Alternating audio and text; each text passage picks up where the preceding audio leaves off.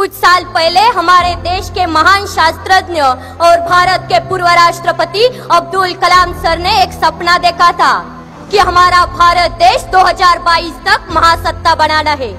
आज 2019 साल शुरू है। मुझे नहीं पता कि 3 साल में हम महासत्ता बन सकेंगे या नहीं, लेकिन देश में बार बार होने वाले चुनाव, उनकी वजह से बर्बाद होने वाले समय, पैसे और निर्माण होने वाली अस्थिरता की वजह से हमारे देश को महासत्ता बनने में बड़ी रुकावट है, जिसको चाहे तो हम दूर कर सकते हैं एक देश एक चुनाव संकल्पना के माध्यम से।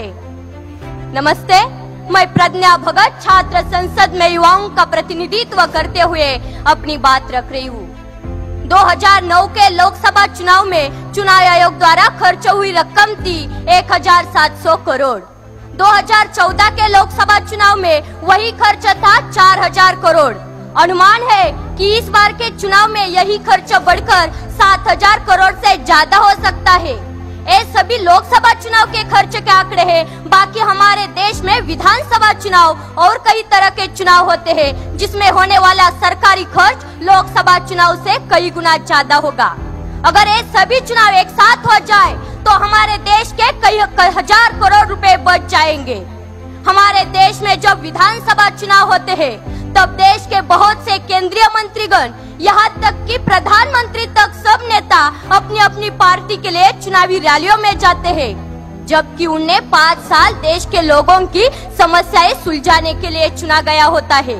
हर साल ये विधानसभा चुनाव होते हैं और हर साल ये मंत्रीगण अपना यही समय रैली में गवा देते हैं।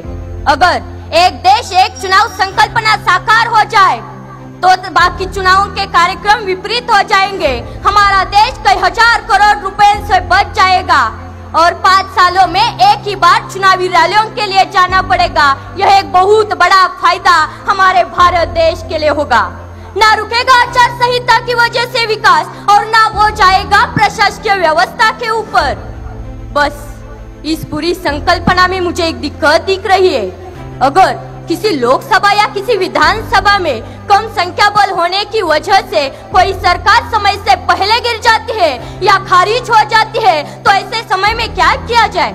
क्योंकि अगर उस खारिज हुई विधानसभा या पंचायत का चुनाव फिर से किया जाए तो देश के बाकी चुनावों के कार्यक्रम के विपरीत हो जाएगा। अगर इस विषय पर हमारे संविधान में कोई हल बनाया जाए और हमारे कायदे मंडल की ओर से कोई अच्छा नुस्खा निकाला जाए तो बाकी सब काम आसान हो जाएंगे। हमारे देश का बहुत सारा पैसा बच सकेगा। प्रशासकीय व्यवस्था पर हर बार आने वाला प्रेशर भी भारी मात्रा में कम हो जाएगा और हम गर्व से कह सकेंगे, हम होंगे कामयाब, हम होंगे कामयाब एक दिन।